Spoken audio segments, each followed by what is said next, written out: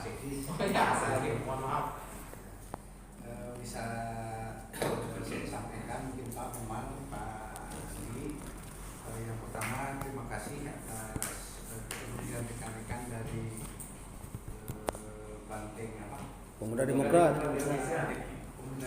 Indonesia bahwa memang peraturan yang mengenai limbah B3 ini dinamis Pak sifatnya. Jadi mulai dari dulu PP nomor 101 itu kemudian kesini ada PP 22 tahun 2021 juga. Namun ada peraturan yang perlu digarisbawahi di sini. Ada peraturan Menteri LHK nomor 4 tahun 2021 bahwa memang insenerator ini peraturan lingkungannya, kemudian peraturan teknisnya juga izinnya itu harus dari kementerian, mau skala kecil mau skala besar. Jadi kalau kabupaten kota hanya berwenang untuk penyimpanan dan pengambilan. Jadi kalau pengolahan itu harus dari kementerian. Jadi perlu disampaikan juga nanti kalau ke depan mungkin kita harus lebih intens dengan Kementerian Lingkungan Hidup untuk mengurusi perizinan perizinannya. Sementara itu ya Pak. Terima kasih. Baik, terima kasih Pak Medi dari Kabit Dinas Lingkungan Hidup. Untuk selanjutnya supaya berkelanjutan ini ada dari perizinan, silakan untuk tulisnya karena itu menjadi kewenangan untuk voksinya daripada.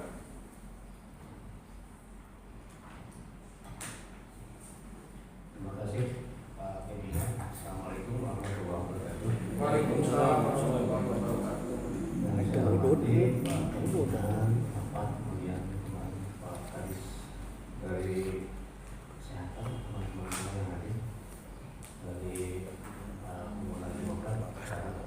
Terima kasih juga kepada ini undangan kami. Jadi sebenarnya Pak, kalau dari PSP Kota Tasikmalaya tadi sudah dijelaskan oleh Pak Kadis sendiri sama dari PLK. Jadi kami tidak punya kewenangan dalam perizinan untuk insenerator. Jadi ini perizinannya langsung dikeluarkan oleh Kementerian Lingkungan Hidup. Jadi kami tidak ada kewenangan untuk mengeluarkan izin. Jadi seperti itu. ya, terima kasih. Siap, baik, terima kasih. Dari Pak Andi, silakan, barusan sudah ada jawaban dan sudah ada langkah-langkah yang dilakukan oleh Dinas Kesehatan dalam hal apa yang menjadi persoalan gitu kan. Pengakuan pada pagi hari kan seperti itu. Betul. Silakan. Terima kasih pimpinan.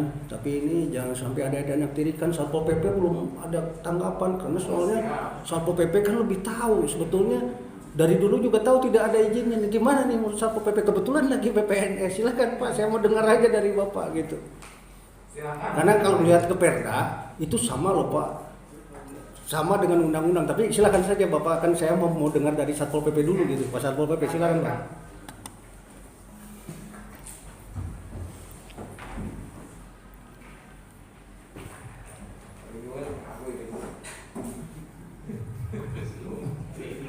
Assalamualaikum warahmatullahi wabarakatuh. Waalaikumsalam. Waalaikumsalam.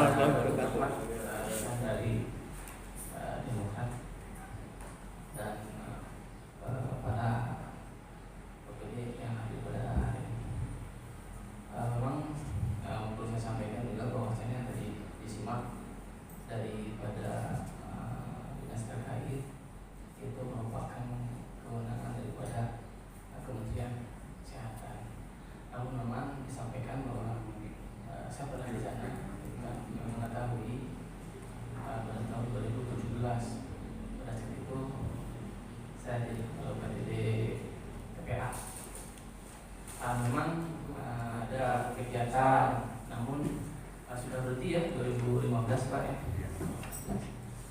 Untuk terkait disampaikan Satpol PP yang ingin tahu dan terkait masalah mereka seperti apa, ya kami mungkin di sini sesuai dengan Perda 11 tahun 2009 bahwasanya memang hal-hal yang terkait untuk mengganggu lingkungan terkait masalah di pasal 30 huruf L bahwasanya kalaupun ada hal yang mencemari lingkungan pemaparan atau yang menimbulkan pencemaran kepada masyarakat, ya tentunya harus disampaikan oleh dinas teknis yang menyampaikan bahwa itu telah melanggar dan disampaikan kepada kami, sehingga kami juga mengetahui ada pelanggaran di sana. Mungkin kita akan tindak lanjuti termasuk daripada apa yang harus dilakukan oleh Satpol PP, mungkin penghentian atau langkah yang bisa sesuai dengan peraturan daerah. Termasuk untuk kegiatan di TPA, kalaupun memang itu kementerian, kami juga mengharapkan dari dinas lain, karena ini menyangkut yang terjadi rutin dan memang rumah sakit pastinya memerlukan itu untuk menyelesaikan permasalahan, dan juga tidak bisa dihindari pasien terus hadir datang memerlukan penanganan, tentunya ada limbahnya. Ini juga menjadi perhatian dinas terkait atau dinas yang menangani itu untuk bisa mengantisipasi terkait masalah penyelesaian limbahnya. Kami di Satpol PP, insya Allah Pak, kalau misalnya mau ada laporan terkait masalah ada pencemaran yang ditimbulkan akibat daripada aktivitas itu, aktivitas insinerator pembakaran, kami mungkin tidak akan detik untuk tetap sesuai dengan peraturan. Ini tadi saya sampaikan. Assalamualaikum. Baik, waalaikumsalam warahmatullahi wabarakatuh. Alhamdulillah sudah, silakan Andi Abud. Ya, terima kasih pimpinan. Sederhana buat saya untuk Pak Satpol PP, gitu kan. Kebetulan PPNS kan diketahui bahwa insinerator ini tidak memiliki izin. Pernah nggak ada teguran ke dinas terkait, khususnya dinas kesehatan atau ke rumah sakit Dr. Soekarjo? Saya mau nanya hanya itu aja Pak Satpol PP. Baik, fungsi saya mungkin di Satpol PP ada dua kasih. Yang pertama untuk pengawasan dan penyuluhan. Pengawasan dan penyuluhan mungkin untuk mencari informasi terkait masalah hal-hal yang terjadi di lapangan. Kemudian kami dari penyidikan tentunya hasil pengawasan yang ditindaklanjuti untuk lebih dalam. Kami akan ditindaklanjuti dan akan sampaikan pimpinan untuk permasalahan yang sedang berlangsung atau disampaikan. Terima kasih. Cuma kalau saya sih hanya memberikan satu saran sajalah. Jadi untuk Pak Satpol PP jangan mentang-mentang ini bajunya sama lah ASN dibalut dengan baju PNS ASN lah. Itu ada tebang pilih lah. Kalau emang itu salah ya salah lah. Itu negara akan maju. Yang diperlukan ini bukan orang pinter kok, bukan orang cerdas, tapi orang jujur. Kalau nggak ada kejujuran susah juga kita, oke? Jadi jangan sampai terjadi kong kali kong aja lah. Kalau ini kan menurut saya jujur aja nih Pak. Saya harus ngomong jujur, ini kong kali kong. Kenapa? Kan Dewan punya fungsinya juga 3. Legislasi, ya, pengawasan, budgeting. Nah, yang ditekankan di sini ini adalah budgeting, pengawasannya. Itu undang-undang loh Pak, nomor 14 nomor 23 tahun 2014 tentang Pemda. Ini pasal 500-an kalau nggak salah itu.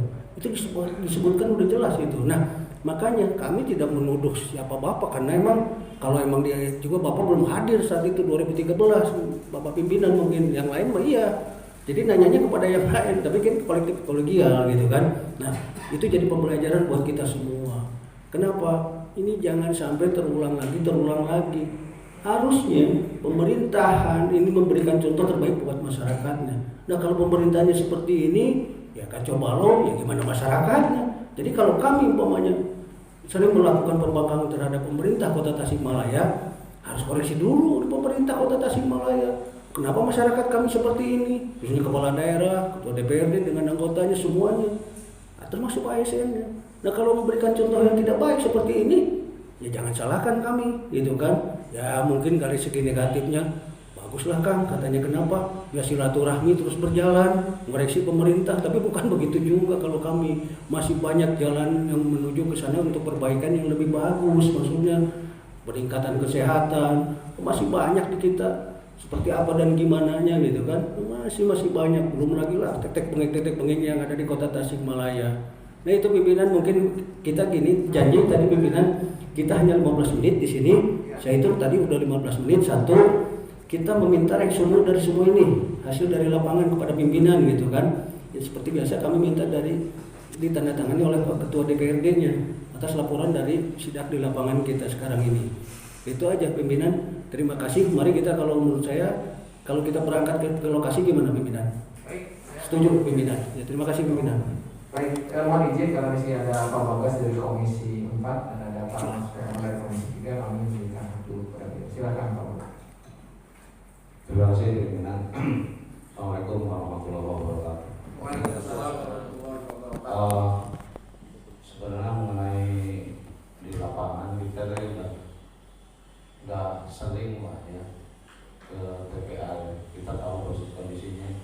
Kalau nggak salah ada 2 insenerator di sini. Kalau nggak salah yang satu udah karatan, yang satunya ini. Barangkali Dr. Budi lebih tahu mungkin ya, kalau kondisinya ini layak pakai atau memang sudah mangkrak gitu. Satu itu. Kemudian mengenai tadi Kang Apu nanya mengenai perizinan, emang insenerator ini udah dijalankan atau gimana? Setahu saya belum gitu. Itu aja dari saya. Silakan Pak Dr. Budi barangkali bisa ini bantu saya.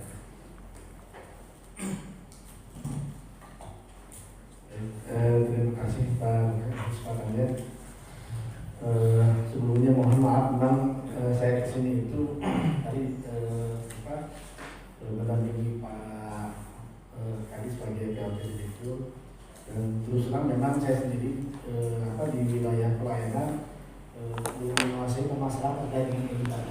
Ini ada yang teknis langsung yang sering turun ke lapangan. Ini Pak Subagio di sana, mungkin izin Pak Bagas. Mungkin beliau bisa menjelaskan lebih rinci. Mohon maaf, Pak. Siap. Bismillahirrahmanirrahim. Assalamualaikum warahmatullahi wabarakatuh. Waalaikumsalam.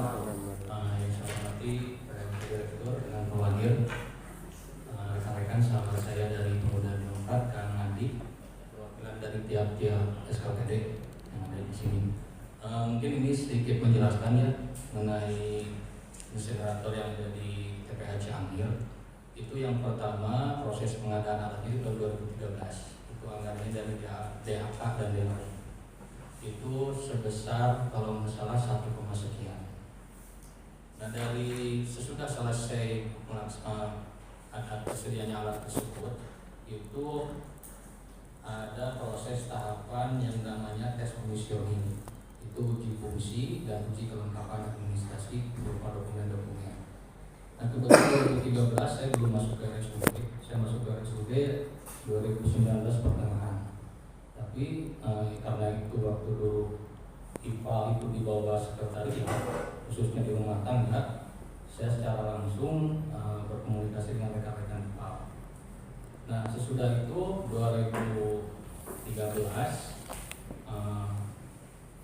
mulai berproses dalam artian kelengkapan yang harus ditempuh. Ya, salah satunya ada beberapa dokumen ini keterkaitan izin lingkungan kegiatan insinerator RSUD itu nomor 660 sekian Dinas LH 2017.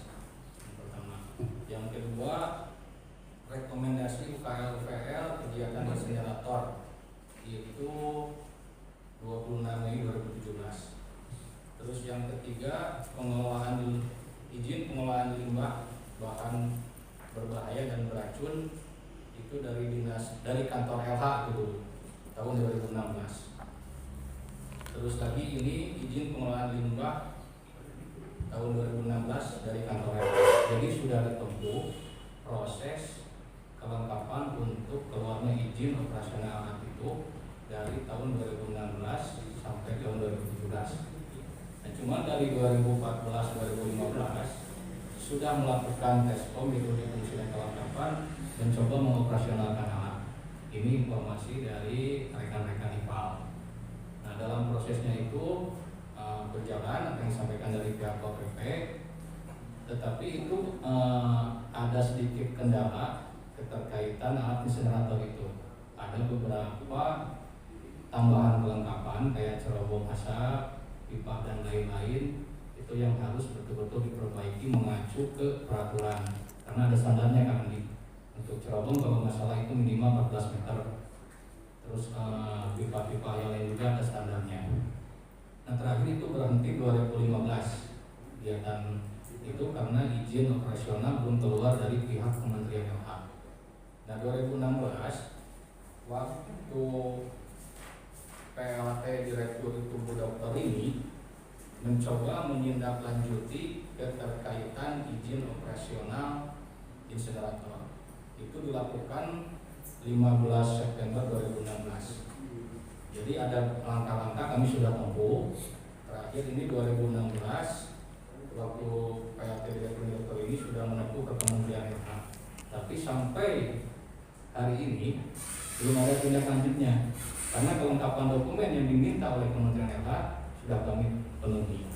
Nah di 2021 ya, keterkaitan insinerator juga masih berlanjut, yaitu penyampaian data hasil verifikasi insinerator RSUD ke Provinsi Jawa Barat lewat Dianra Pelayanan Kesehatan Kemenkes RI. Ini 28 Juli 2021 kami juga sudah menempuh ini keterkaitan untuk verifikasi pada aplikasi ASPA. Jadi 2016 ditempuh, 2021 waktu kebetulan Pak Wadirumnya Pak Haji Dedi yang sekarang tadi saya turun ke lapangan melihat kondisi insinerator itu. Ternyata melihat kondisi di lapangan ada beberapa yang harus diperbaiki. Selain izin operasional ditempuh, kondisinya juga rusak berat. Ya makanya kami ke Provinsi Jawa Barat menyampaikan kondisi insinerator itu kondisinya rusak berat. Jadi sambil izin operasional berjalan, ada beberapa alat-alat yang harus diperbaiki, termasuk mungkin pendukung-pendukung kayak cerobong asap, pipa-pipanya juga harus sesuai standar.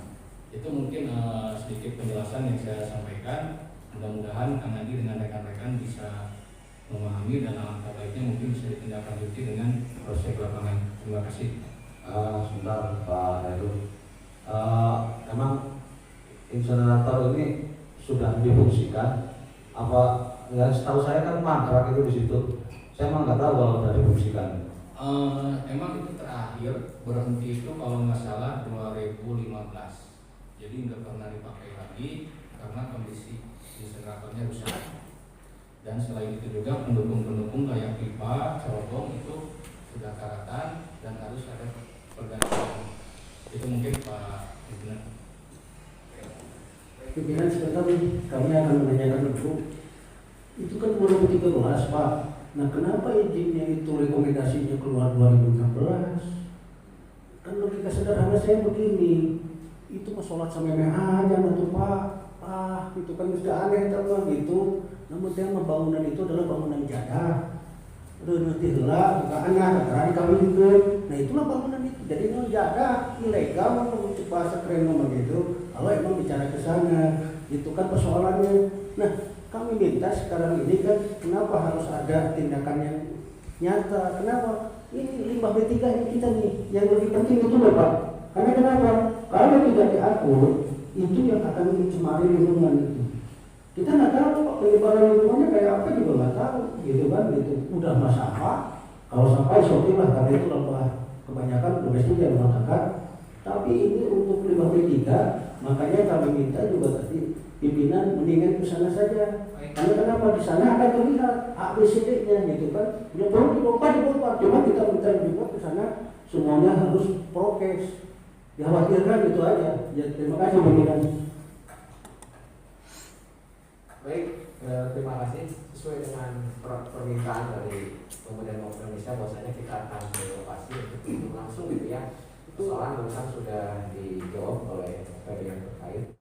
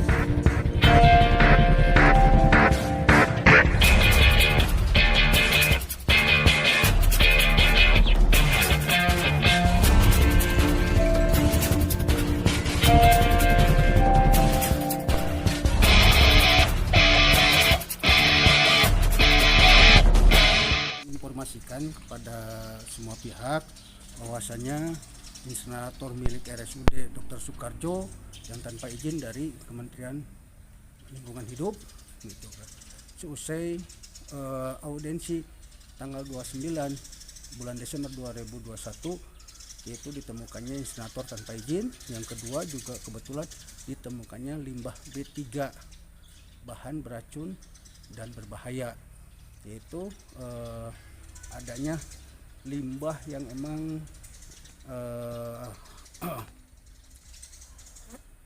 berupa limbah klinis yang memiliki karakteristik infeksius seperti di tadi itu ada jarum suntik, impusan, juga ada limbah kimia atau limbah obat-obatan klinis yang emang produk farmasi yang sudah kadaluarsa gitu kan. Jadi di sini emang tertulis di kantongnya ada jenis 2 kantong di dalamnya, hitam dan kuning, yang tulisannya sampah non medis. Tertulis Rumah Sakit Dr. Soekarjo. Jadi ada kita sudah 3 kali, pertama emang dengan Dewan dan Komisi 1, 3 dan 4. Kedua kita verifikasi di tanggal 18 bulan Januari 2022 masih ada juga utuh seperti semula. Begitupun kita sekarang tanggal 25 Januari 2002 masih utuh seperti semula, tidak pernah berubah. Sementara janji Direktur Rumah Sakit akan segera membenahi dan mengangkut limbah B3 tersebut. Untuk dari pemerintah sendiri, apa sih yang diharapkan oleh dari Pemuda Demokrat sendiri untuk penemuan ini? Pertama, kita emang sebagai pemerhati lingkungan juga salah satunya jangan sampai terjadi yang dikhawatirkan, terjadinya hal-hal yang tidak diinginkan, yaitu adanya penyakit menular yang diakibatkan daripada limbah B3 tersebut dari Rumah Sakit Dr. Soekarjo. Mengingat daripada 32/2009 tentang Undang-Undang Pengelolaan Lingkungan Hidup, barang siapa menyimpan tanpa izin atau mengolah tanpa izin dari kementerian atau petunjuk yang diundang, itu 1 tahun penjara dengan denda 3 miliar. Itu saja. Jadi kami mengharapkan kepada pemerintah kota ini agar menjadi perhatian, seolah-olah ini Direktur Rumah Sakit pemerintah Kota Tasikmalaya melalui Direktur Rumah Sakit melalaikan atau mengabaikan daripada hasil rapat atau auden terbuka yang dilaksanakan di DPRD Kota Tasikmalaya. Nah, ini kan satu bentuk pembangkangan sebetulnya kalau menurut saya, bahwa Direktur Rumah Sakit sudah mengabaikan pesanan ataupun aspirasi daripada masyarakat itu sendiri. Dan ini bagus kalau menurut kita semua bahwa ini adalah temuan. Bahkan ini kan sudah sejak tahun 2017 sampai dengan sekarang tidak pernah diakui. Dan perlu tambahan pula bahwa bangunan ini dibangun berdasarkan DAK, dananya itu DAK, total anggaran sekitar 1,6, dibangun 2013.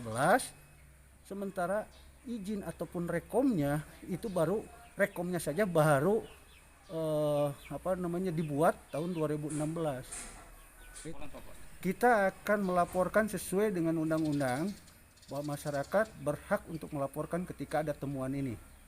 Jadi emang dikedepankan itu mediasi. Namun untuk hal ini sudah 3 kali gitu kan. Dari Desember tanggal 29, tanggal 18 Januari kita kemari masih utuh. Sekarang kita tanggal 25 masih utuh juga, belum ada berubah. Itu aja. Jadi tetap kita akan melaporkan kepada APH, aparat penegak hukum, baik itu kepolisian ataupun kejaksaan.